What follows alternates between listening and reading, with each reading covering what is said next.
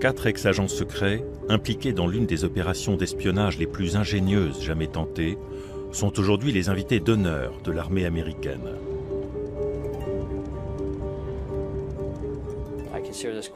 Pour moi, c'est un honneur de rencontrer ces types-là. Le premier s'appelle Eugene Kovalenko. Il était parmi les premiers agents envoyés à Berlin. Il repérait les informations décisives avant de les transmettre à Washington et Londres. C'était passionnant. C'était la période la plus intense de ma vie. L'opération, menée dans le Berlin de la guerre froide, fait aujourd'hui encore l'objet de polémiques et de rumeurs. Le suivant, M. Robert Williamson, est colonel en retraite du corps des ingénieurs de l'armée américaine. C'est la première fois que j'en parle. Quand on a travaillé dans l'espionnage, on n'en parle pas. Point. 60 ans plus tard, la CIA déclassifie enfin le dossier. John E. Quirk, membre du corps des transmissions qui a aussi fourni une couverture à l'opération PB Success à la même époque. Je serais ravi de rencontrer des gens qui ont participé à l'opération avant qu'il soit trop tard. Aujourd'hui, on commémore la construction clandestine d'un tunnel de 500 mètres sous le secteur soviétique de Berlin.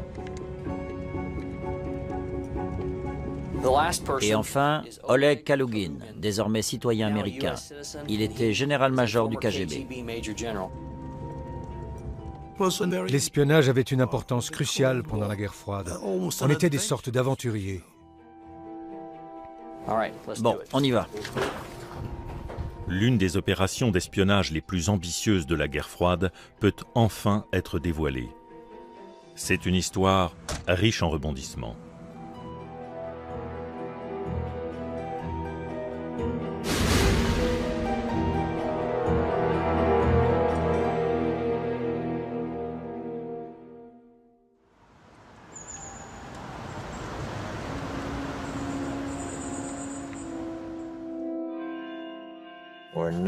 Il nous était interdit de parler de nos activités à qui que ce soit. Je me sens encore coupable en le faisant. C'est un peu pareil pour moi. Même mes collègues de l'époque ignorent presque tous que j'ai participé à ce projet. 4 témoins essentiels de l'une des plus grosses opérations d'espionnage de la guerre froide se rencontrent pour la première fois. On nous disait aussi qu'on risquait à tout moment d'être enlevé par les Russes, en pleine rue. Il ne fallait jamais sortir seul. Pardon, messieurs, je me présente. Oleg Kalahan. Kalugin en russe. Ancien officier supérieur du KGB. Le corps des ingénieurs de l'armée américaine s'apprête à commémorer la construction d'un tunnel clandestin ayant permis l'interception de communications capitales venant de l'armée rouge. Bien que n'ayant jamais servi à Berlin, Kalugin représente la partie soviétique. J'étais chef du contre-espionnage, département étranger. Une commémoration rendue possible grâce à la déclassification du dossier par la CIA. Eugene, nous nous sommes croisés à Berlin en 1956. Quelqu'un m'avait dit ce que vous faisiez, mais je ne sais plus qui. Il a eu tort. Mais il l'a fait. Et je crois me rappeler que ce jour-là, vous avez dit adorer le poker. Oh que oui. Et vous, vous faisiez quoi? J'étais capitaine dans le corps des ingénieurs, ceux qui ont creusé le tunnel. Ah, alors vous étiez là-bas avant moi. Faute impardonnable. Les Britanniques ont eux aussi participé à l'opération, mais n'ont pas encore déclassifié le dossier. Peter Lunn, qui en était le cerveau, vit désormais en Suisse. Comme tous les Britanniques concernés, il n'est pas autorisé à participer à la commémoration. C'est une très vieille histoire, mais elle a affecté tout le reste de ma vie. C'est exactement ça.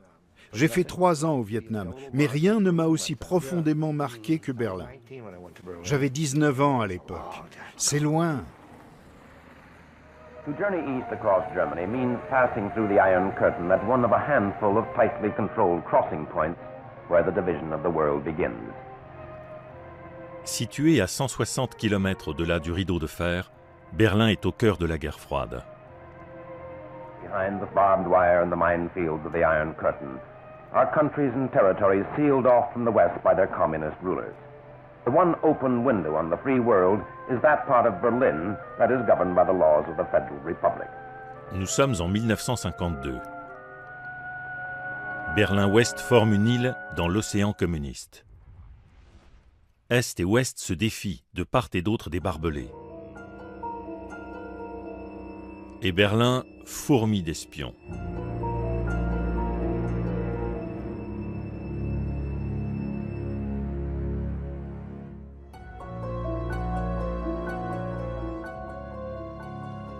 Le soldat John Quirk, 19 ans, vient d'achever son instruction. Il n'a encore jamais quitté l'Amérique. Berlin, ça faisait très envie, mais une fois sur place, j'ai trouvé l'ambiance un peu bizarre.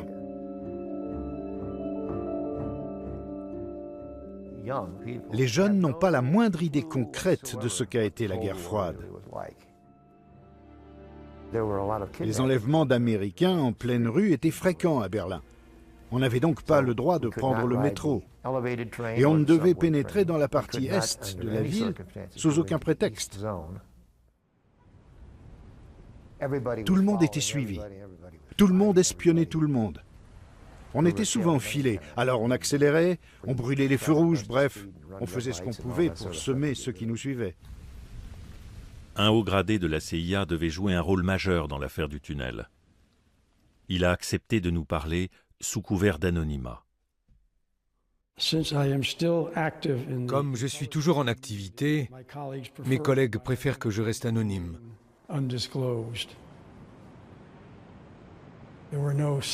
À l'époque, il n'y avait pas de photos satellites.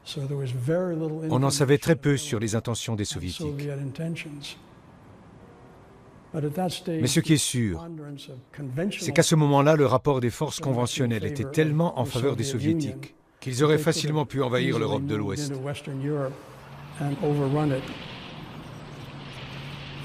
Plus grave encore, les Soviétiques maîtrisent désormais l'arme atomique.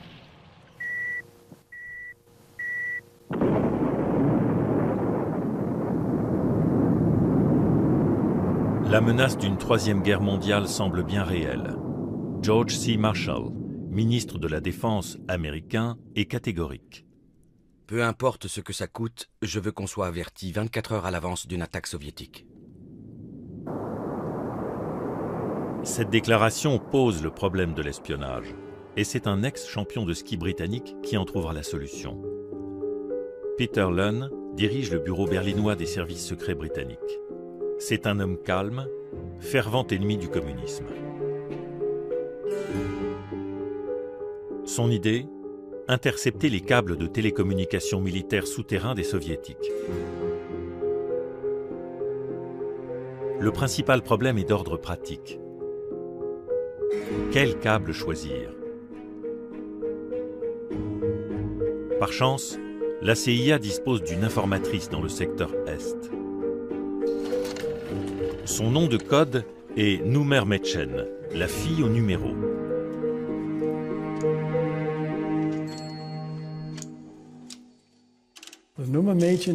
La fille au numéro était fonctionnaire du ministère est-allemand des Postes et Télécommunications, en charge du réseau et de son utilisation. Elle pouvait donc nous dire rapidement et à tout moment qui se servait de tel circuit ou de telle ligne. Ces informations nous étaient précieuses. Avec l'aide de leur informatrice, les Alliés localisent les câbles potentiellement intéressants.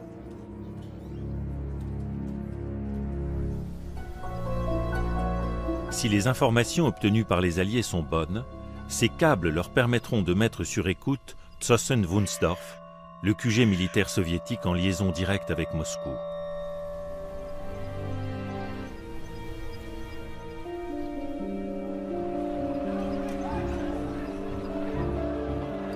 C'est de là que la répression brutale du soulèvement est-allemand de juin 1953 a été orchestrée.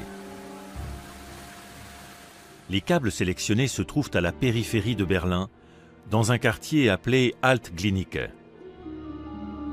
Ils sont malheureusement placés assez loin dans le secteur soviétique. Or, Britanniques et Américains ne peuvent pas creuser 500 mètres de tunnel sans vérification préliminaire. Un autre informateur du même ministère risque alors sa vie pour les aider. Un agent remarquable en poste à Berlin-Est nous a permis de faire un essai. De nuit, il a branché l'un des câbles pressentis sur une ligne partant vers Berlin-Ouest, de façon à nous fournir un échantillon du matériau potentiel. Ce détournement très risqué d'une quinzaine de minutes révèle la grande qualité d'informations qui circulent sur ces lignes. Le tunnel est plus que jamais une nécessité.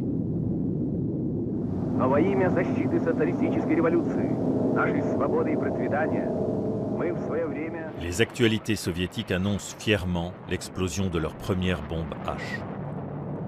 Elle est 18 fois plus puissante que leur première arme atomique.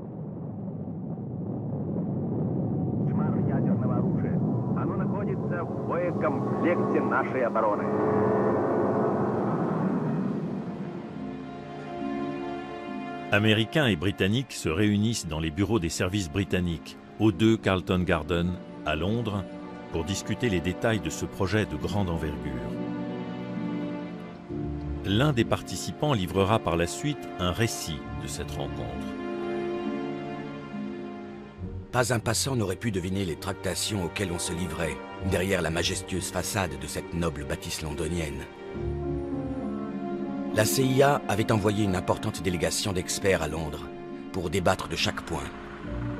Je jouais le rôle de secrétaire, prenant note de toute la discussion. Peter Lunn était présent, ainsi que Bill Harvey, chef de l'antenne berlinoise de la CIA. Ce Texan avait une approche assez Far West de son métier et ne sortait jamais sans son revolver. Le gouvernement ouest-allemand étant considéré comme trop infiltré par les espions soviétiques pour être fiable, aucun Allemand n'est convié à la réunion. Ironie de l'histoire, le secrétaire de la rencontre top secrète n'est autre que l'agent double britannique George Blake. Je contribuais, à ma modeste échelle, à construire une société nouvelle où régnerait l'égalité et la justice sociale. Plus jamais de guerre, plus de conflits entre nations, c'était là mon rêve. Je pensais que l'humanité avait tout à gagner de la victoire du communisme.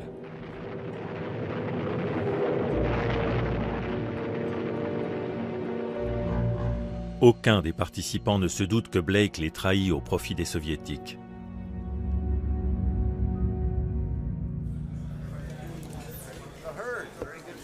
Au siège du corps des ingénieurs de l'armée américaine, dans le Missouri, les informations révélées par l'opération du tunnel sont considérées comme très précieuses, malgré la trahison. Tout à l'heure, un représentant de la CIA fera le récit complet de l'opération au personnel de la base. Il en profitera pour rendre hommage à nos 4 anciens combattants. Si l'affaire venait à être découverte, on devait pouvoir donner l'alerte immédiatement. Nous savions toujours où se trouvaient les troupes, russes ou autres. Vous vous êtes demandé si quelqu'un avait parlé, non? Pas pendant l'opération. Vous ne l'avez appris qu'une fois le tunnel fermé? Non, on l'a su quand Blake est passé à l'Est. Quand Blake est passé à l'Est, ah d'accord. C'est là que vous avez perdu vos illusions, en quelque sorte.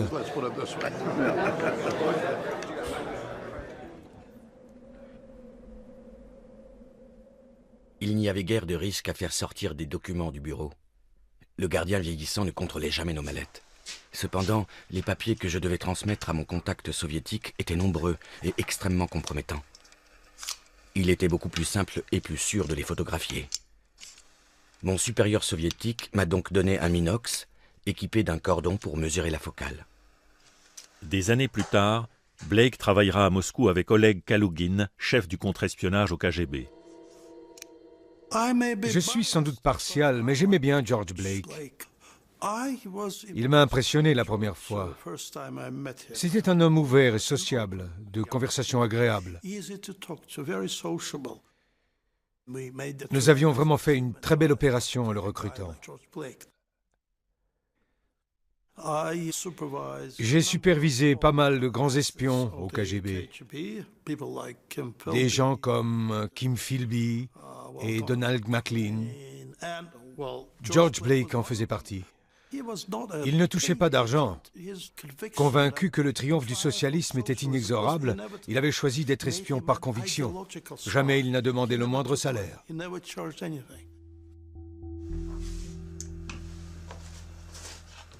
Quand mon contact me montra l'appareil, je fus quelque peu décontenancé.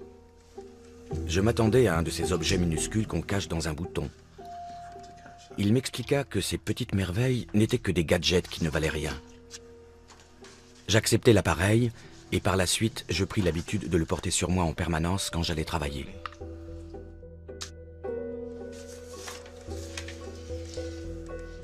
À Berlin, loin de se douter que les Soviétiques sont déjà au courant de leur projet, les Alliés passent à l'action sans délai. Ils dressent les plans détaillés du tunnel, louent un terrain de la taille d'un pâté de maison et recrutent une équipe de spécialistes. Les Britanniques se chargeront de la mise sur écoute, les Américains de l'ingénierie du tunnel. Le capitaine Williamson, membre du corps des ingénieurs de l'armée américaine, est l'un des premiers à se rendre sur les lieux. Un type du Pentagone m'a appelé. Il avait une mission pour moi, mais il ne pouvait me dire ni où ni quoi. Très enthousiaste, j'ai répondu « Je prends ». L'enjeu est énorme. Si elle est découverte, une opération d'espionnage militaire en territoire soviétique peut provoquer la guerre. Le capitaine Williamson est chargé d'acheminer secrètement 120 tonnes d'acier et de matériel destinés au tunnel à Berlin-Ouest. Une tâche des plus délicates car tous les trains sont passés au peigne fin par les douaniers est-allemands. Nous avions des caisses doubles, une caisse dans une autre caisse, si je me souviens bien.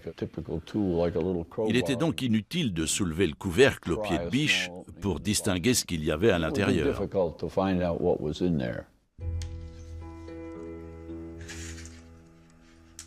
Au début, j'étais assez nerveux quand je prenais mes photos. Mais on s'habitue à tout. Bien sûr, il y avait toujours le danger d'être surpris. Mais je me sentais capable de l'affronter. Quel sentiment j'éprouvais en prenant en photo ces documents top secrets? Tout simplement aucun. Je cessais d'exister.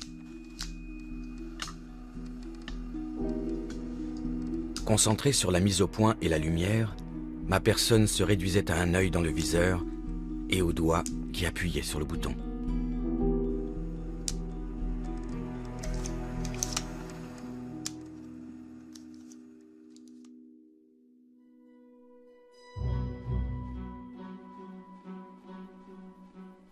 Les ingénieurs américains construisent d'abord une station d'interception des transmissions, dite station E-Lint, qui sera filmée pour les actualités.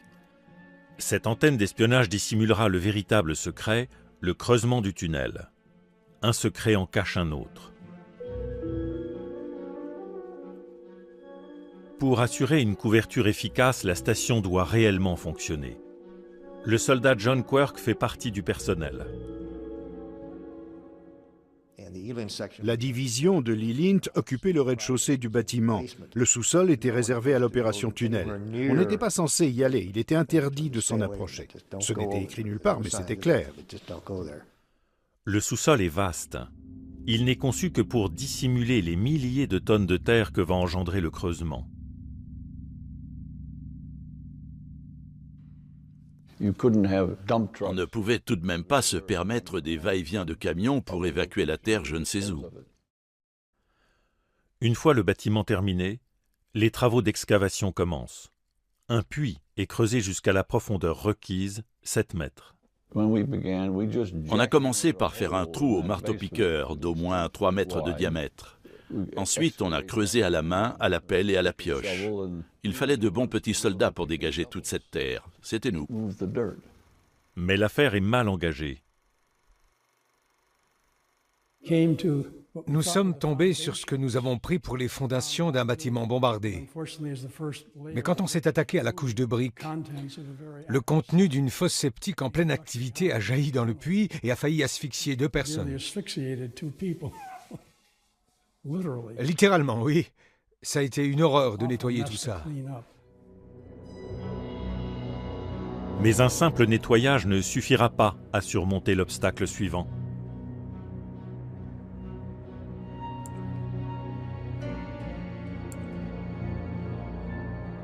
L'estimation de profondeur qui avait été faite pour la nappe phréatique était, disons, un peu ratée. On l'avait située beaucoup plus bas qu'elle ne l'était en réalité. Cette erreur risquait de faire capoter toute l'opération.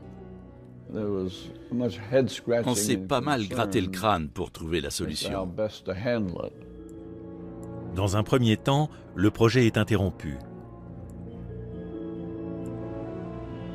Ce même mois de septembre 1954, un rapport top secret circule au plus haut niveau des services secrets de Washington. Les enjeux du tunnel y sont clairement formulés. Désormais, il est clair que nous avons affaire à un ennemi implacable dont l'objectif avoué est l'hégémonie mondiale par tous les moyens et quel qu'en soit le prix. Il n'y a pas de règles dans ce jeu-là. Les normes de conduite en vigueur jusqu'ici sont abrogées. Quelques jours plus tard, l'ordre est donné de creuser le tunnel près de la surface du sol. Cela permet en effet d'éviter la nappe phréatique, mais accroît considérablement les risques d'être découvert. Quand j'ai vu toute cette terre entassée au sous-sol, pour éviter que les gens ne comprennent ce qui se passe, je me suis dit, ça c'est fort. Il fallait y penser. On avait un gros groupe électrogène avec 2 moteurs diesel. Ça faisait un de ces raffus. J'avais un mal fou à m'endormir, mais ça finissait par vous bercer. C'était un véritable cauchemar logistique. Creuser un tunnel juste sous la surface, bien en vue, à l'endroit le plus explosif du moment, c'est ce qui s'appelle être en première ligne.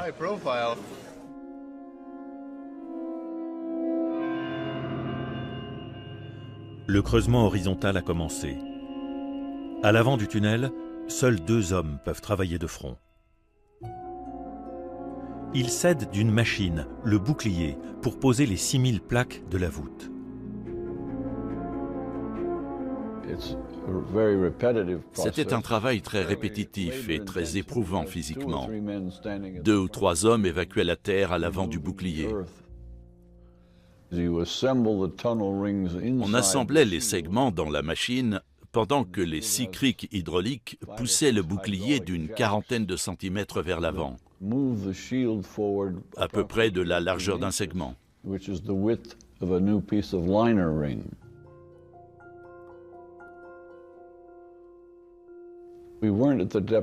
Comme nous n'étions pas à la profondeur souhaitée, nous faisions constamment attention à ne pas faire trop de bruit.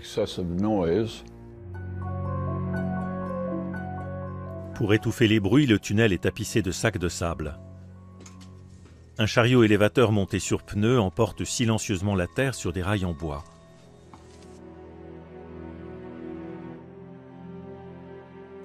Les plaques sont enduites de goudron pour éviter le bruit des chocs métalliques.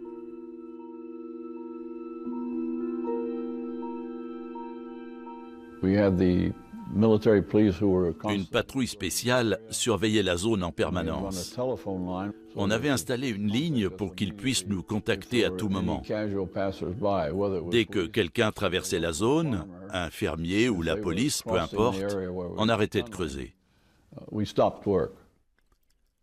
Le secret est si bien gardé que même le personnel de la station Elint, qui sert de couverture à l'étage, ignore ce qu'on construit au sous-sol.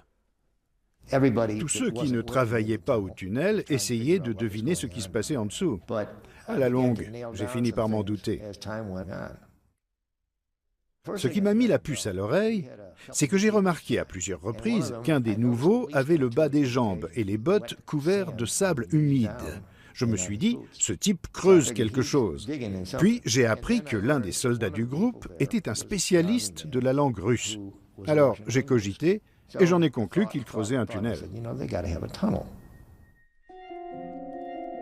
On progresse de 5 mètres par jour. Mais chaque mètre gagné sous Berlin-Est augmente le risque d'être entendu. Dans l'hypothèse d'être découvert par les Soviétiques, on place des explosifs tout le long du tunnel. Or, grâce à Blake, les gens du KGB sont parfaitement au courant de l'avancée des travaux. mais ils hésitent sur la conduite à tenir.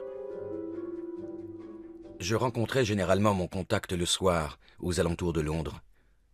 Je lui décrivais les grandes lignes du projet. J'en mesurais bien sûr toute l'importance. Aussi, j'insistais sur le caractère ultra-secret de l'opération et sur la nécessité, en cas de réaction des autorités soviétiques, de ne pas éveiller les soupçons avec les mesures qu'ils allaient éventuellement prendre. Mon correspondant soviétique fut très impressionné par l'audace et par l'envergure du projet et me demanda de le tenir informé de son développement.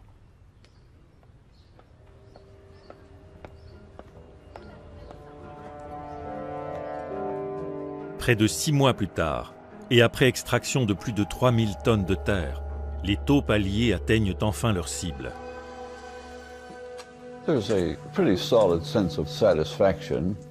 On a éprouvé une grande satisfaction quand tout a été fini. L'équipe avait été remarquable. On avait choisi des gens de grande valeur. On n'aurait vraiment pas pu trouver mieux.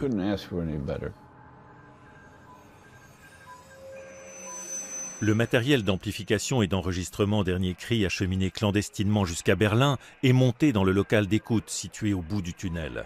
Mais la phase la plus délicate de l'opération reste à venir.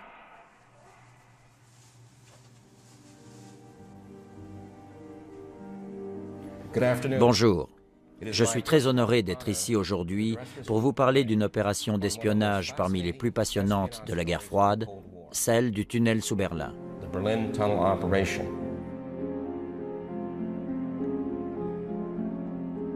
Dans cette opération, le corps des ingénieurs de l'armée a joué un rôle majeur. Nous commémorons aujourd'hui cette action de vos prédécesseurs. Cette opération conjointe entre nos services secrets et ceux des Britanniques a été, en termes de renseignement, l'une des plus fructueuses de la guerre froide. Le matériau recueilli est cependant resté très mystérieux. Mai 1955. Les lignes soviétiques sont mises sur écoute. Le travail de l'équipe britannique peut enfin commencer. Au moment d'entailler le premier câble, l'atmosphère est tendue. Il se peut que la gaine de plomb soit pressurisée pour prévenir les tentatives d'effraction. Au cas où, les Alliés pressurisent le local d'écoute. Mais cette précaution s'avère inutile. Aucun sifflement d'air ne s'échappe. Le travail peut commencer.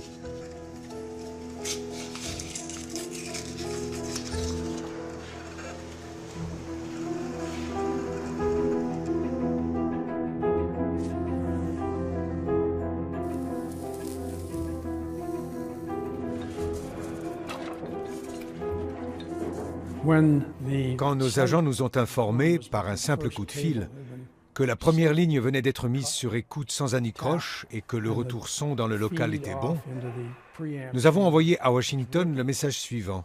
Le bébé est né. Le local d'écoute est hermétiquement fermé par une porte en acier. Sur la porte, quelques mots en russe et en allemand, entrée interdite, ordre du haut commandement. De plus, la porte verrouillée est équipée d'un système d'alarme.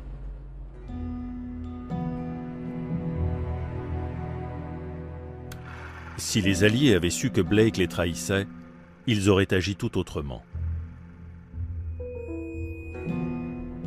Tromper des gens qui vous font confiance n'a rien de particulièrement intelligent. Je n'ai jamais aimé le faire et n'y ai jamais pris aucun plaisir. C'était le résultat d'une grave décision prise dans des circonstances exceptionnelles. Une guerre impitoyable faisait rage autour de moi. Toute époque violente engendre des actes extrêmes. Aujourd'hui, je me demande comment j'ai réussi, cette fois-là et par la suite, à jouer si parfaitement la comédie.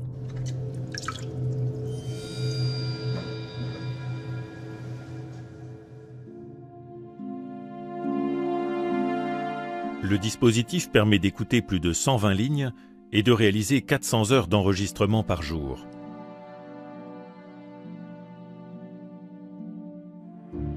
Mais le projet manque cruellement de russophones suffisamment fiables pour écouter les communications les plus importantes sur place. L'école des langues de l'armée américaine est chargée d'en trouver un. Ce sera le caporal Kovalenko. Sautez dans le premier avion et vite. Vous allez à Berlin avec ordre de liquider les gêneurs si nécessaire. Impossible d'en dire plus, on vous expliquera tout sur place. Et me voilà parti. L'ordre était signé Général Maxwell Taylor, pour moi tout seul. Maxwell Taylor, le grand chef des armées.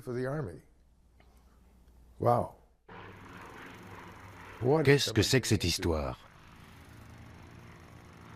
À Berlin, Kovalenko perce rapidement ce mystère. Le capitaine Livingston a ouvert la porte et m'a dit « Caporal, ceci n'est pas une installation militaire, mais une opération de la CIA. » Je ne savais pas ce qu'était la CIA, tout ça n'avait aucun sens pour moi. Alors je ne l'oublierai jamais, il m'a dit « Caporal, sachez que vous allez participer à la plus dangereuse opération d'espionnage du moment. » À 22 ans, Kovalenko se retrouve ainsi en première ligne sur le front de la guerre froide, chargé de repérer en écoute directe tout ce qui pourrait indiquer une attaque imminente. J'ai commencé à travailler 20 heures par jour et 7 jours par semaine. Après quelque temps, je pouvais reconnaître chaque voix.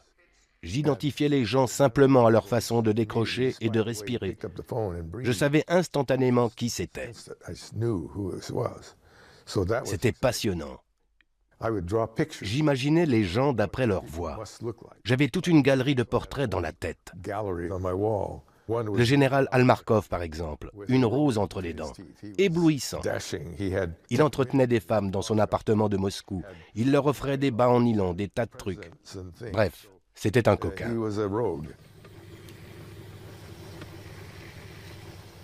Chaque jour, les magnétophones enregistrent 70 kilos de bandes magnétiques.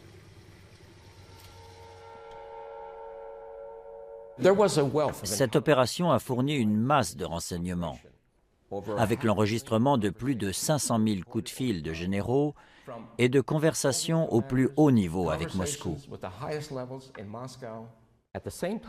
Pourtant, le KGB connaissait l'existence de l'opération, avant même que le chef de la CIA ne donne son feu vert.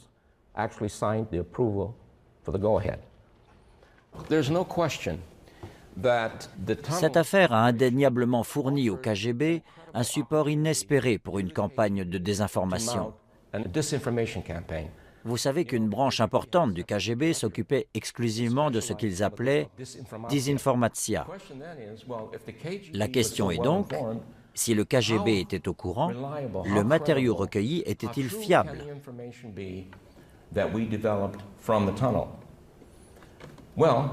L'explication n'est pas simple, mais aussi incroyable que ce soit, la réponse est oui. Régulièrement, un officier remet les bandes en main sûre.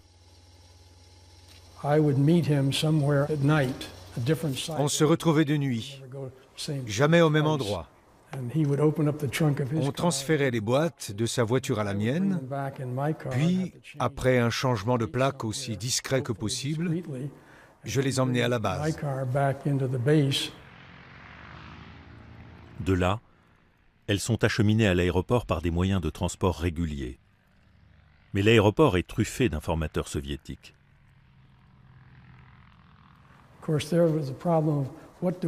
Il fallait trouver une explication plausible pour les boîtes. Mais je dois dire que notre trouvaille était assez ingénieuse.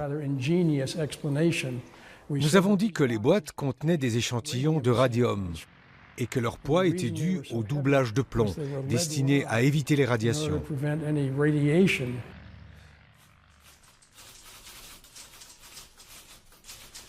Les bandes partent pour Londres et Washington, où une vaste entreprise de traduction et d'analyse peut commencer. Tout se passe bien, jusqu'à ce que la chaleur du tunnel pose problème.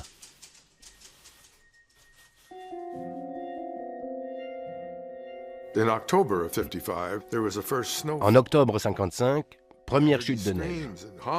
J'entends crier et courir partout, Alors je regarde par la fenêtre est et je vois cette bande sombre, sans neige, qui va tout droit vers l'est et qui part de notre bâtiment. C'était comme une immense flèche pointée vers nous. Tout le monde s'est dit, mon Dieu, ça y est, c'est fini. C'est fini.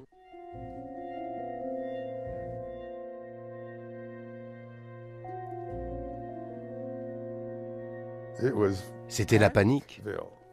On a appelé l'ingénieur anglais pour qu'il installe un système de refroidissement, ce qu'il a fait le jour même.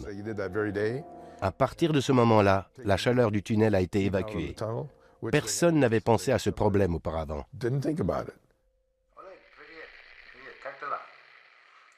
Une fois l'alerte passée, le tunnel continue de fournir une masse d'informations, allant des mouvements de troupes jusqu'aux noms et adresses de chercheurs nucléaires soviétiques. Le chef de la CIA, Allen Dulles, décrira par la suite le tunnel comme l'une des opérations les plus audacieuses et les plus fructueuses jamais entreprises. C'était un outil exceptionnel et le seul accès possible à ce type d'informations. Une opération d'espionnage de cette envergure constitue cependant un risque pour les Alliés. Sa découverte par les Russes pourrait virer au désastre.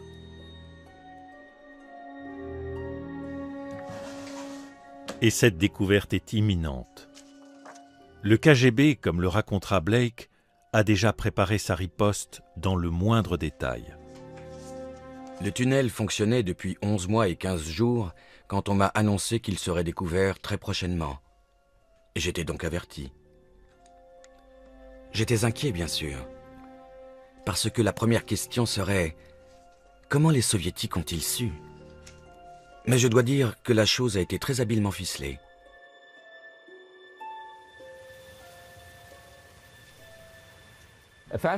C'est une histoire forte, avec tous les ingrédients d'un grand film, qui mérite selon moi d'être raconté. Elle montre ce à quoi nous étions confrontés pendant la guerre froide. N'oubliez pas que l'adversaire avait l'arme nucléaire. Ce que nous voulions, c'était les moyens d'anticiper et, si possible, d'empêcher une attaque. Le tunnel de Berlin a joué ce rôle. J'aimerais maintenant vous présenter nos invités d'honneur, Bob Williamson, John Quirk, venez, Oleg, s'il vous plaît. Venez, Eugene. Lou Mehrer, auteur de l'exposé, montrera ensuite le dossier de l'affaire, désormais consultable à nos 4 vétérans. À sa lecture, ils comprendront pourquoi l'opération est considérée comme un succès malgré la trahison de George Blake. Je dormais profondément, il devait être 2 heures du matin, quand j'ai eu un appel me disant de venir sur le champ au bureau. Je me suis douté qu'il s'était passé quelque chose.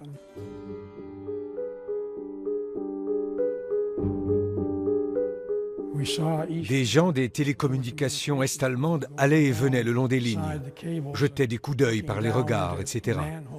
Ils cherchaient manifestement quelque chose.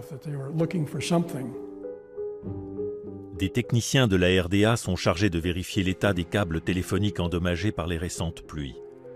C'est un prétexte idéal pour révéler l'existence du tunnel secret.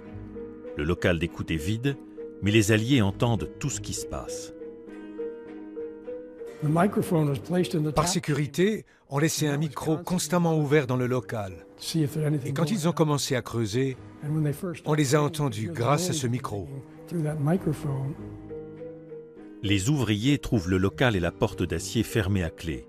Ils se mettent alors à percer un peu plus loin, dans la paroi du tunnel, au marteau-piqueur et à la pioche. Leurs réactions seront enregistrées et retranscrites par la suite. Da geht ja noch einer. Hier ist ein Unterschacht. Muss man auf der anderen Seite runter. Hast du das hier gesehen? Donnerwetter. Guck mal den Bau. Das läuft da unter der Straße. Da haben sie da drin eine ganze Telefonanlage gebaut. Wie haben sie das geritzt? Ich bin sprachlos. Mensch, ich bin sprachlos. À quelques centaines de mètres de là, les Américains ont compris. Quand on a vu les Russes arriver, on a su que c'était cuit, bien sûr.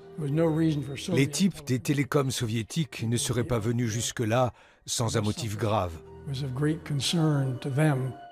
La base est en état d'alerte maximum. Les Alliés préparent le tunnel en prévision de l'arrivée des Soviétiques. On improvise des panneaux en russe et en allemand. Accès interdit. Vous entrez dans le secteur américain. Au bout du tunnel, les Américains attendent leur ennemi. Mon chef avait une mitrailleuse de calibre 50. Il l'a installée à l'entrée du tunnel. Quand on a vu les casques très reconnaissables des Soviétiques déboucher du léger coude que faisait le tunnel, il a armé la mitrailleuse. Clac, clac. Un bruit qui, dans l'espace confiné du tunnel, comment dirais-je, ne laissait pas indifférent. Les soldats soviétiques l'ont d'ailleurs parfaitement reconnu et ils ont disparu très vite. Bill Harvey, responsable de la CIA, craint que les Soviétiques ne refassent une tentative. Il lui faut l'autorisation de sa hiérarchie pour armer et déclencher, si nécessaire, les explosifs disposés dans le tunnel. Évidemment, le plus simple était de faire exploser le tunnel et de le condamner. Bill m'a donc chargé d'aller voir le général pour lui demander l'autorisation. Le jeu est fini, pourquoi ne pas tout faire sauter? Quand j'ai fini par trouver le général en charge du commandement berlinois, très contrarié parce que j'avais interrompu sa partie de golf, et que je lui ai fait part de notre intention, il a demandé « Y a-t-il un risque de tuer des soldats soviétiques dans l'explosion ?» J'ai dit « Il y a un risque, oui. » Il a dit « Alors non. Vous n'allez pas déclencher la Troisième Guerre mondiale sur ma pelouse. » Mais Yevgeny Pitovranov, chef du KGB à Berlin, n'a pas l'intention de prendre le tunnel d'assaut ou de mobiliser les troupes.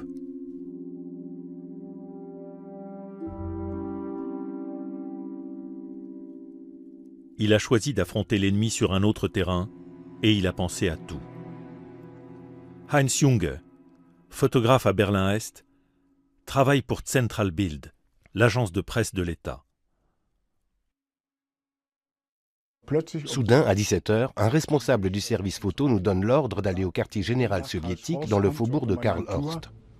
À son arrivée au QG du KGB, Junge est emmené par un officier vers une destination inconnue. Je me disais qu'un avion soviétique s'était peut-être écrasé quelque part. Nous sommes partis en voiture.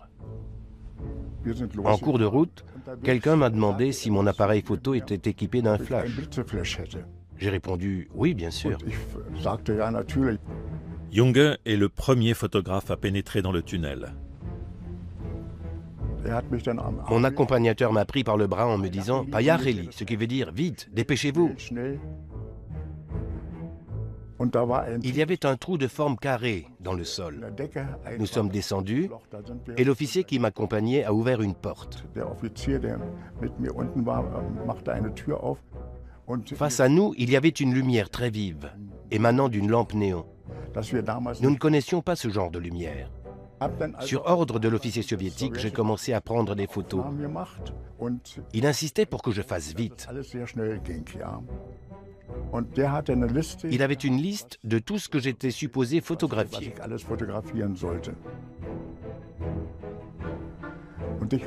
Je ne savais toujours pas à quoi rimait tout cela.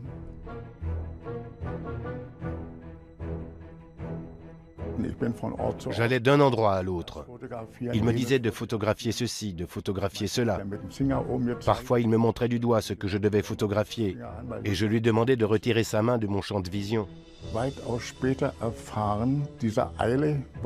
J'ai compris plus tard pourquoi il était si pressé. Les Soviétiques avaient besoin de ces photos à Moscou pour les publier dans les journaux du soir et pour les diffuser aux actualités télévisées. L'idée des Soviétiques consiste à dévoiler le tunnel aux médias du monde entier pour le présenter comme un exemple d'agression impérialiste. Journalisten aus aller Welt besichtigten den amerikanischen Spionagetunnel in Berlin-Altklinike. Ein völlig rechtswidriger Eingriff in den Telefonverkehr der Deutschen Post. Eine Verletzung aller Normen internationaler Gesetzlichkeit gegen die unsere Regierung protestierte. Mit der Aushebung dieses Vorpostens der amerikanischen NATO-Strategen auf dem Gebiet der DDR haben die kalten Krieger eine neue Schlappe erlitten und wurden vor aller Welt als Feinde des Friedens entlarvt. Mais le plan des Soviétiques se retourne contre eux. Blake se souvient. À l'Ouest, la presse salue l'opération comme l'un des plus grands succès de la CIA dans la guerre froide. Un journal de Berlin-Ouest a titré pleine page « 1-0 pour les Américains », comme pour un match de foot.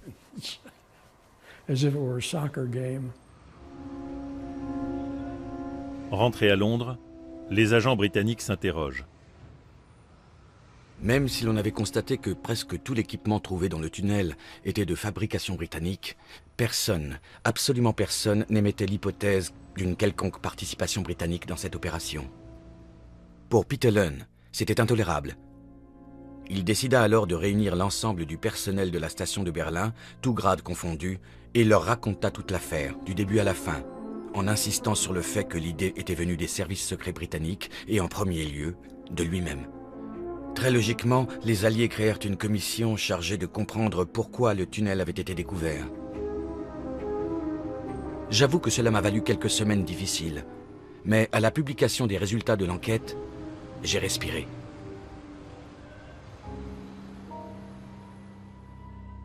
Tous avaient conclu à un problème technique dû aux fortes pluies. J'étais très soulagé de ne pas être soupçonné.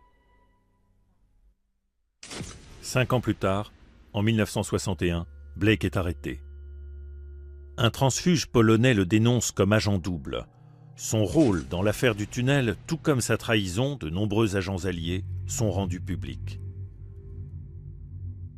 Je ne veux pas être grossier, mais j'étais très en colère. Je me suis dit, mon Dieu, je ne vois vraiment rien à dire pour sa défense. Pour moi, c'était la négation totale de tous les idéaux qu'il avait pu avoir. Si j'avais pu, je lui aurais volontiers passé la corde au cou.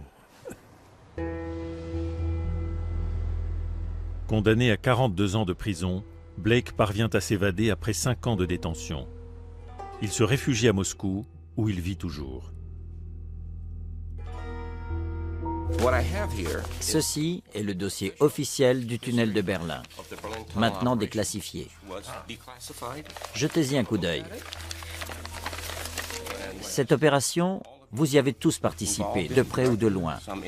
Le dossier vous aidera à mesurer ce qu'elle a pu représenter à l'époque. 60 ans après les faits, nos ex-espions ont enfin le dossier récemment déclassifié par la CIA sous les yeux. Ils y apprendront pourquoi le KGB a laissé cette opération extraordinaire se poursuivre si longtemps. Il s'avère que le KGB n'a finalement pas voulu révéler l'existence du tunnel. C'est l'armée soviétique qui franchit le pas. Ce sont les militaires qui révèlent l'existence du tunnel et tiennent la conférence de presse. Le KGB, lui, est totalement absent. Pourquoi ?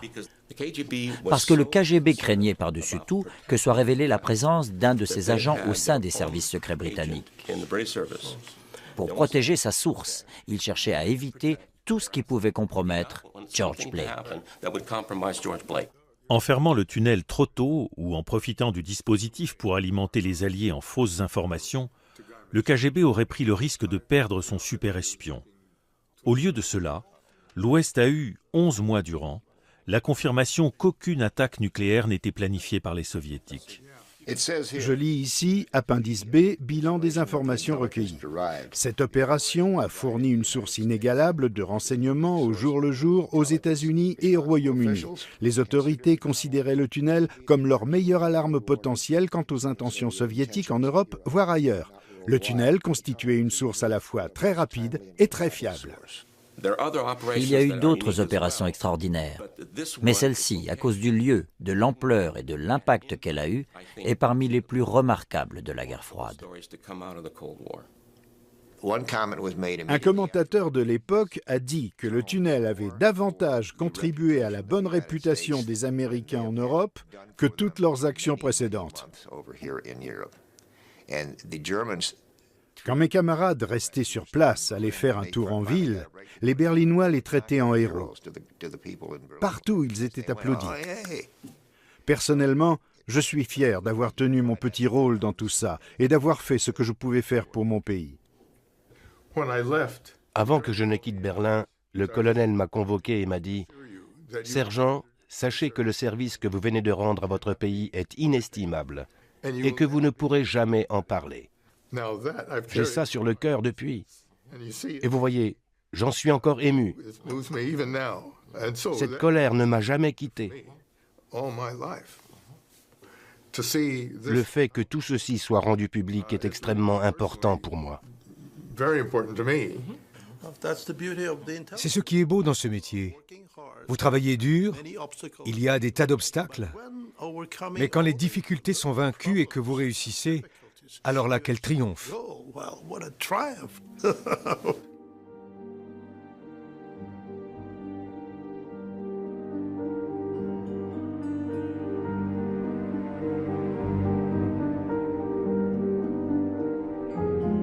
Pendant ce temps, un autre ancien du tunnel glisse sur les pentes de l'Eiger, dans les Alpes, où il passe chaque hiver.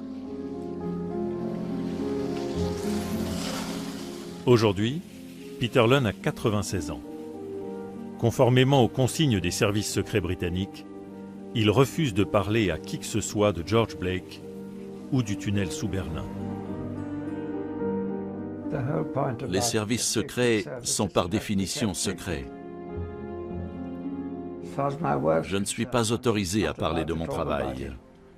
Je ne peux donc ni confirmer ni infirmer quoi que ce soit.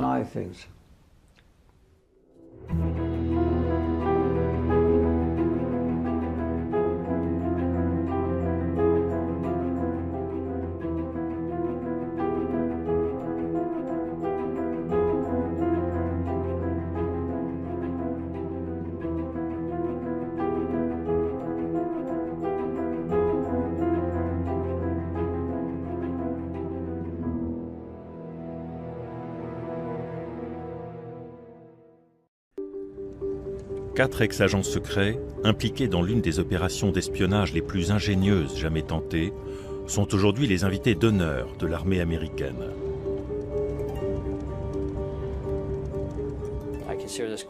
Pour moi, c'est un honneur de rencontrer ces types-là.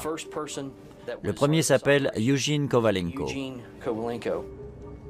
Il était parmi les premiers agents envoyés à Berlin. Il repérait les informations décisives avant de les transmettre à Washington et Londres. C'était passionnant. C'était la période la plus intense de ma vie. L'opération, menée dans le Berlin de la guerre froide, fait aujourd'hui encore l'objet de polémiques et de rumeurs. Le suivant, M. Robert Williamson, est colonel en retraite du corps des ingénieurs de l'armée américaine. C'est la première fois que j'en parle. Quand on a travaillé dans l'espionnage, on n'en parle pas. Point. 60 ans plus tard, la CIA déclassifie enfin le dossier. John E. Quirk, membre du corps des transmissions qui a aussi fourni une couverture à l'opération PB Success à la même époque. Je serais ravi de rencontrer des gens qui ont participé à l'opération avant qu'il soit trop tard. Aujourd'hui, on commémore la construction clandestine d'un tunnel de 500 mètres sous le secteur soviétique de Berlin. Et enfin, Oleg Kalugin, désormais citoyen américain. Il était général-major du KGB. L'espionnage avait une importance cruciale pendant la guerre froide. On était des sortes d'aventuriers. Bon, on y va. L'une des opérations d'espionnage les plus ambitieuses de la guerre froide peut enfin être dévoilée. C'est une histoire riche en rebondissements.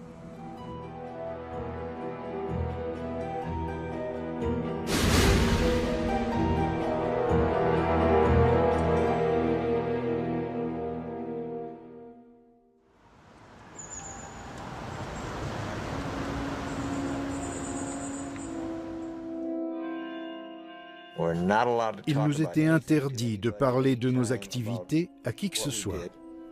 Je me sens encore coupable en le faisant. C'est un peu pareil pour moi.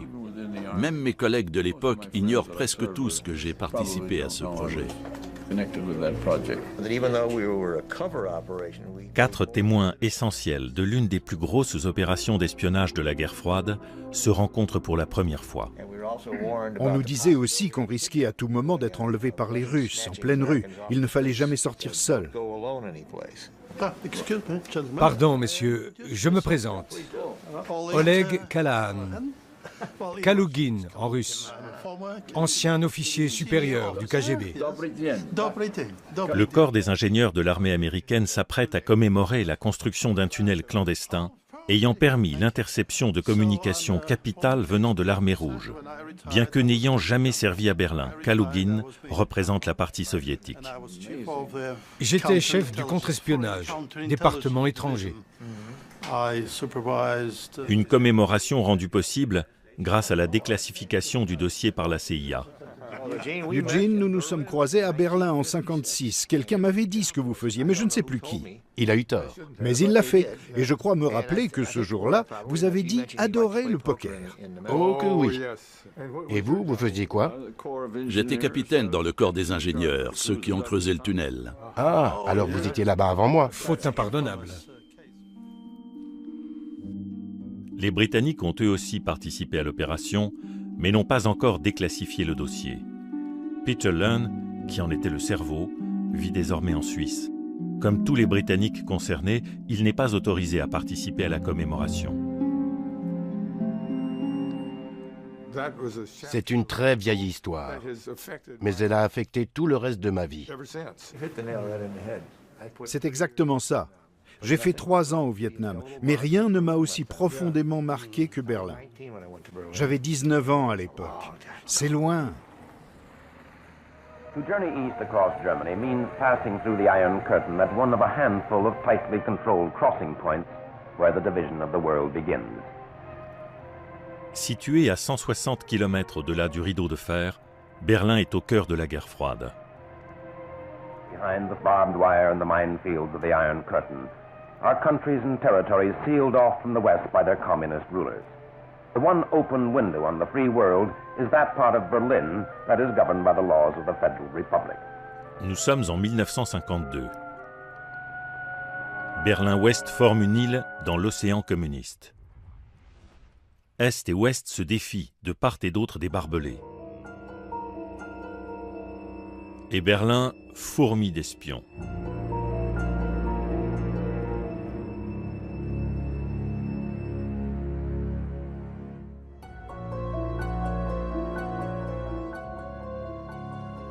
Le soldat John Quirk, 19 ans, vient d'achever son instruction.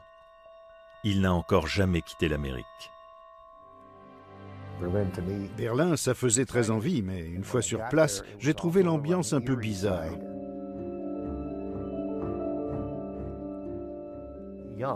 Les jeunes n'ont pas la moindre idée concrète de ce qu'a été la guerre froide.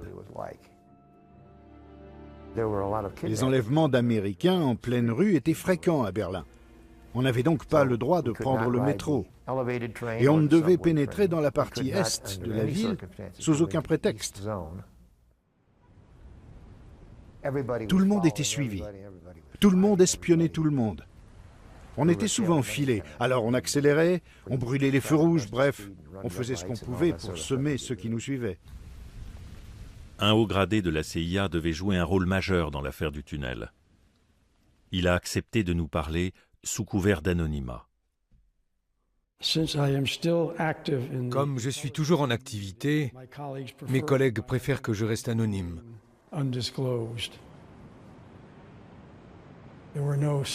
À l'époque, il n'y avait pas de photosatellites. On en savait très peu sur les intentions des Soviétiques. Mais ce qui est sûr, c'est qu'à ce moment-là, le rapport des forces conventionnelles était tellement en faveur des Soviétiques qu'ils auraient facilement pu envahir l'Europe de l'Ouest.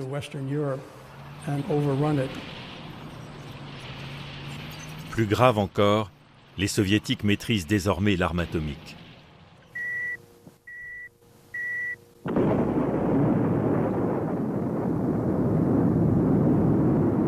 La menace d'une troisième guerre mondiale semble bien réelle. George C. Marshall, ministre de la Défense américain, est catégorique. Peu importe ce que ça coûte, je veux qu'on soit averti 24 heures à l'avance d'une attaque soviétique. Cette déclaration pose le problème de l'espionnage, et c'est un ex-champion de ski britannique qui en trouvera la solution.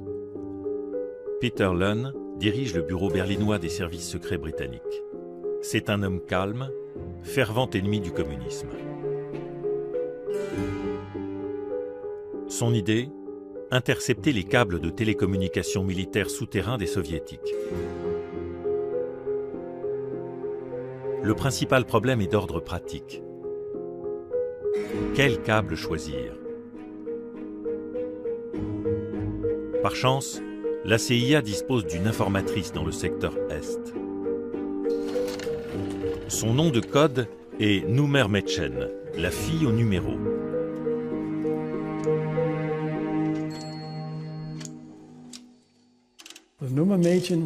La fille au numéro était fonctionnaire du ministère est-allemand des Postes et Télécommunications, en charge du réseau et de son utilisation.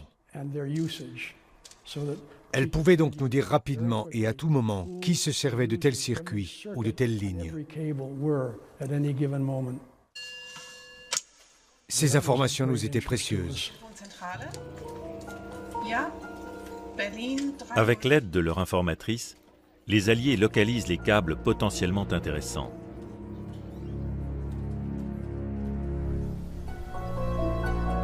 Si les informations obtenues par les Alliés sont bonnes, ces câbles leur permettront de mettre sur écoute Zossen-Wunsdorf, le QG militaire soviétique en liaison directe avec Moscou.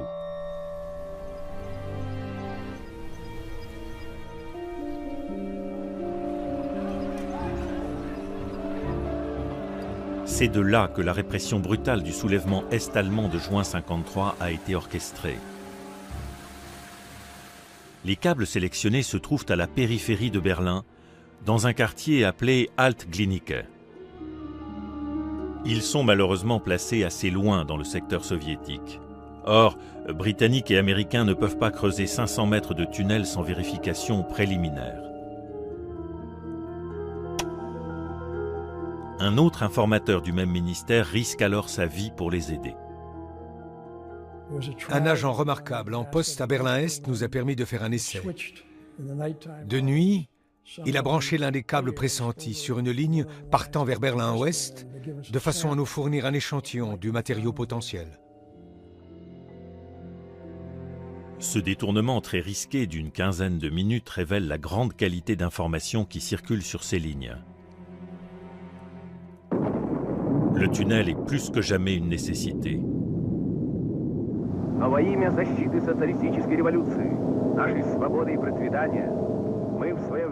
Les actualités soviétiques annoncent fièrement l'explosion de leur première bombe H.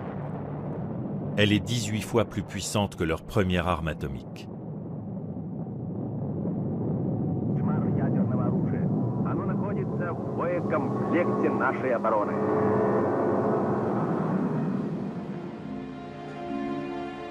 Américains et Britanniques se réunissent dans les bureaux des services britanniques, au 2 Carlton Garden, à Londres, pour discuter les détails de ce projet de grande envergure. L'un des participants livrera par la suite un récit de cette rencontre. Pas un passant n'aurait pu deviner les tractations auxquelles on se livrait derrière la majestueuse façade de cette noble bâtisse londonienne. La CIA avait envoyé une importante délégation d'experts à Londres pour débattre de chaque point. Je jouais le rôle de secrétaire, prenant note de toute la discussion. Peter Lunn était présent, ainsi que Bill Harvey, chef de l'antenne berlinoise de la CIA. Ce Texan avait une approche assez Far West de son métier et ne sortait jamais sans son revolver. Le gouvernement ouest-allemand étant considéré comme trop infiltré par les espions soviétiques pour être fiable, aucun Allemand n'est convié à la réunion.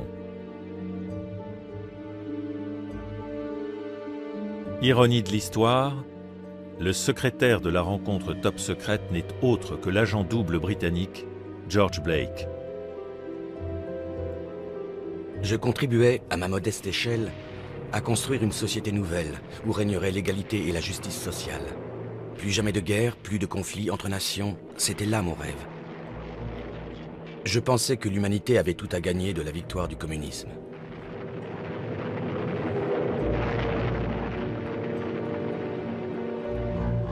Aucun des participants ne se doute que Blake les trahit au profit des Soviétiques.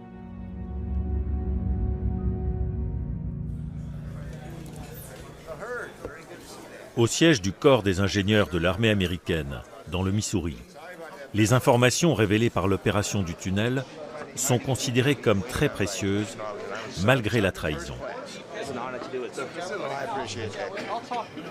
Tout à l'heure, un représentant de la CIA fera le récit complet de l'opération au personnel de la base. Il en profitera pour rendre hommage à nos 4 anciens combattants. Si l'affaire venait à être découverte, on devait pouvoir donner l'alerte immédiatement. Nous savions toujours où se trouvaient les troupes, russes ou autres. Vous vous êtes demandé si quelqu'un avait parlé, non? Pas pendant l'opération. Vous ne l'avez appris qu'une fois le tunnel fermé? Non, non, on l'a su quand Blake est passé à l'Est. Quand Blake est passé à l'Est, ah d'accord. C'est là que vous avez perdu vos illusions, en quelque sorte.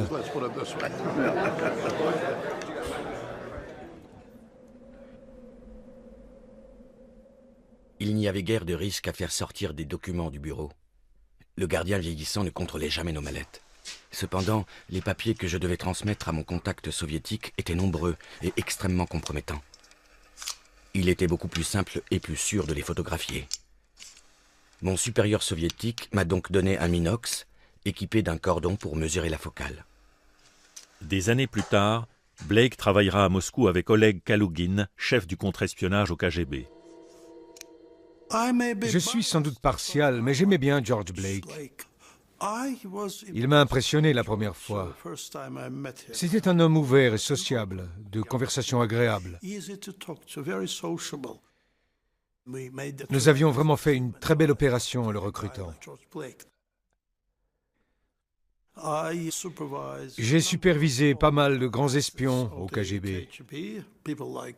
Des gens comme Kim Philby et Donald McLean. George Blake en faisait partie. Il ne touchait pas d'argent. Convaincu que le triomphe du socialisme était inexorable, il avait choisi d'être espion par conviction. Jamais il n'a demandé le moindre salaire.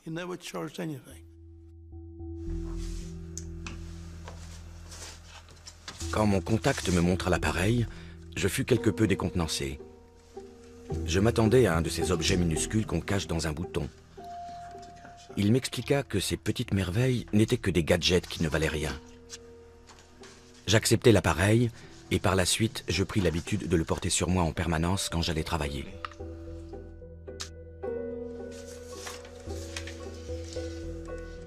À Berlin, loin de se douter que les Soviétiques sont déjà au courant de leur projet, les Alliés passent à l'action sans délai. Ils dressent les plans détaillés du tunnel, louent un terrain de la taille d'un pâté de maison et recrutent une équipe de spécialistes. Les Britanniques se chargeront de la mise sur écoute, les Américains de l'ingénierie du tunnel. Le capitaine William... Mais ça finissait par vous bercer. C'était un véritable cauchemar logistique. Creuser un tunnel juste sous la surface, bien en vue, à l'endroit le plus explosif du moment, c'est ce qui s'appelle être en première ligne.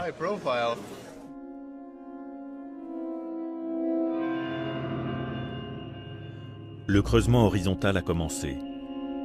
À l'avant du tunnel, seuls 2 hommes peuvent travailler de front. Ils s'aident d'une machine, le bouclier, pour poser les 6000 plaques de la voûte.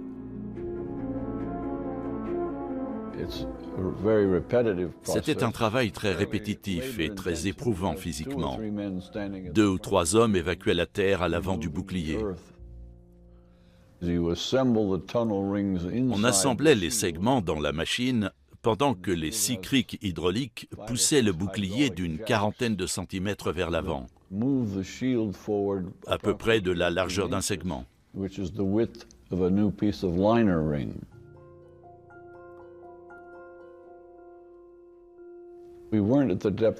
Comme nous n'étions pas à la profondeur souhaitée, nous faisions constamment attention à ne pas faire trop de bruit.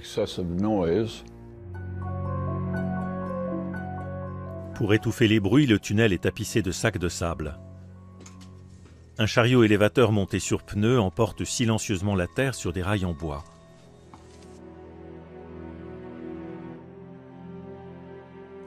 Les plaques sont enduites de goudron pour éviter le bruit des chocs métalliques.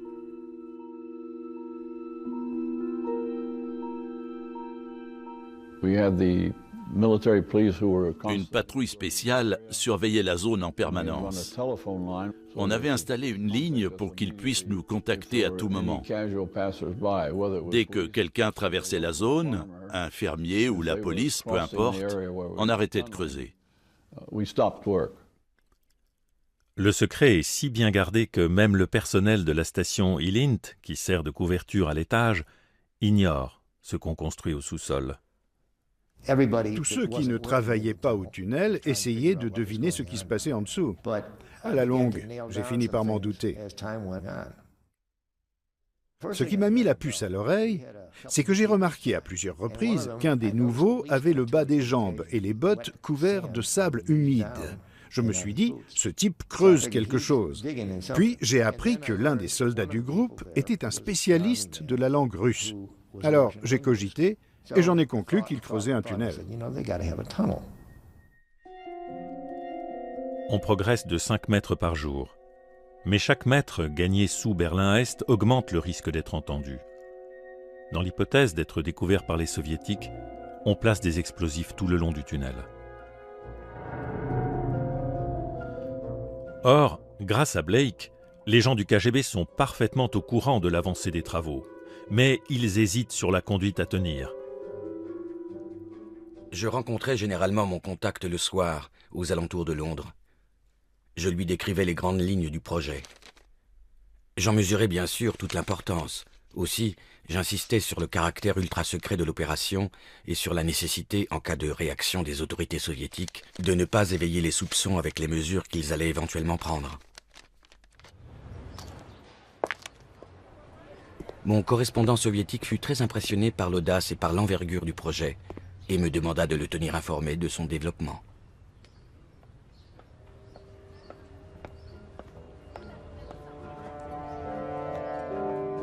Près de 6 mois plus tard, et après extraction de plus de 3000 tonnes de terre, les taupes alliées atteignent enfin leur cible. On a éprouvé une grande satisfaction quand tout a été fini. L'équipe avait été remarquable. On avait choisi des gens de grande valeur. On n'aurait vraiment pas pu trouver mieux.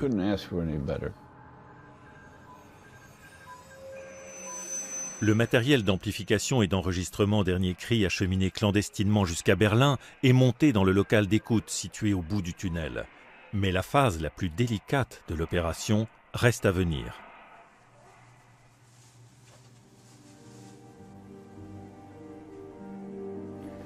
Bonjour. Je suis très honoré d'être ici aujourd'hui pour vous parler d'une opération d'espionnage parmi les plus passionnantes de la guerre froide, celle du tunnel sous Berlin.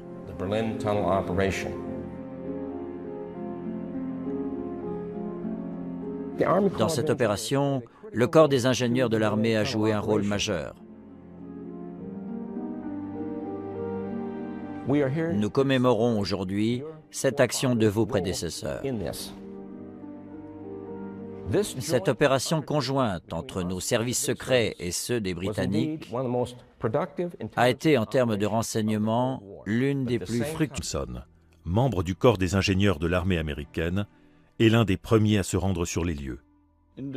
Un type du Pentagone m'a appelé. Il avait une mission pour moi, mais il ne pouvait me dire ni où ni quoi. Très enthousiaste, j'ai répondu « Je prends ». L'enjeu est énorme. Si elle est découverte, une opération d'espionnage militaire en territoire soviétique peut provoquer la guerre. Le capitaine Williamson est chargé d'acheminer secrètement 120 tonnes d'acier et de matériel destiné au tunnel à Berlin-Ouest. Une tâche des plus délicates car tous les trains sont passés au peigne fin par les douaniers est-allemands. Nous avions des caisses doubles, une caisse dans une autre caisse, si je me souviens bien. Il était donc inutile de soulever le couvercle au pied de biche pour distinguer ce qu'il y avait à l'intérieur.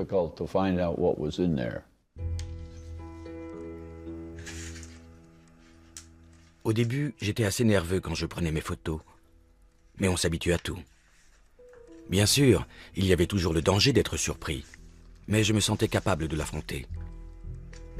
Quel sentiment j'éprouvais en prenant en photo ces documents top secrets? Tout simplement aucun. Je cessais d'exister.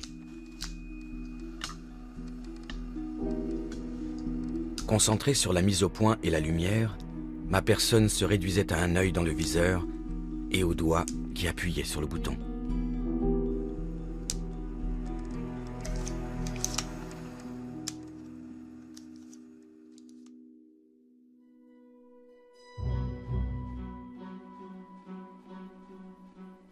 Les ingénieurs américains construisent d'abord une station d'interception des transmissions, dite station E-Lint, qui sera filmée pour les actualités. Cette antenne d'espionnage dissimulera le véritable secret, le creusement du tunnel. Un secret en cache un autre. Pour assurer une couverture efficace, la station doit réellement fonctionner. Le soldat John Quirk fait partie du personnel. La division de l'E-Lint occupait le rez-de-chaussée du bâtiment. Le sous-sol était réservé à l'opération tunnel. On n'était pas censé y aller, il était interdit de s'en approcher. Ce n'était écrit nulle part, mais c'était clair. Le sous-sol est vaste. Il n'est conçu que pour dissimuler les milliers de tonnes de terre que va engendrer le creusement. On ne pouvait tout de même pas se permettre des va-et-vient de camions pour évacuer la terre je ne sais où. Une fois le bâtiment terminé, les travaux d'excavation commencent. Un puits est creusé jusqu'à la profondeur requise, 7 mètres. On a commencé par faire un trou au marteau-piqueur d'au moins 3 mètres de diamètre. Ensuite, on a creusé à la main, à la pelle et à la pioche. Il fallait de bons petits soldats pour dégager toute cette terre. C'était nous. Mais l'affaire est mal engagée. Nous sommes tombés sur ce que nous avons pris pour les fondations d'un bâtiment bombardé. Mais quand on s'est attaqué à la couche de briques, le contenu d'une fosse septique en pleine activité a jailli dans le puits et a failli asphyxier 2 personnes. Littéralement, oui. Ça a été une horreur de nettoyer tout ça. Mais un simple nettoyage ne suffira pas à surmonter l'obstacle suivant.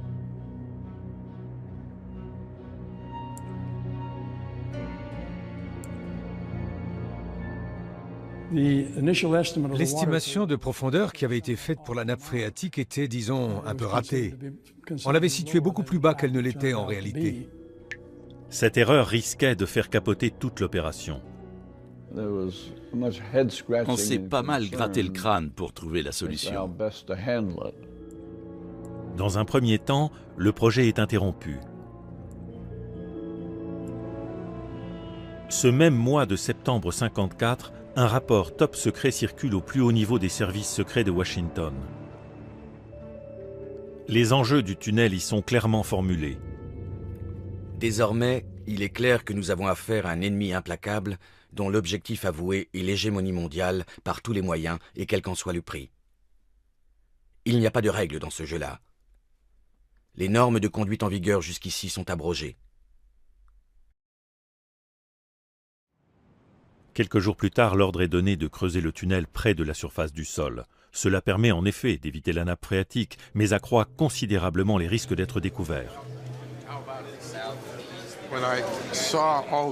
Quand j'ai vu toute cette terre entassée au sous-sol, pour éviter que les gens ne comprennent ce qui se passe, je me suis dit, ça c'est fort. Il fallait y penser. On avait un gros groupe électrogène avec 2 moteurs diesel. Ça faisait un de ces raffus. J'avais un mal fou à m'endormir.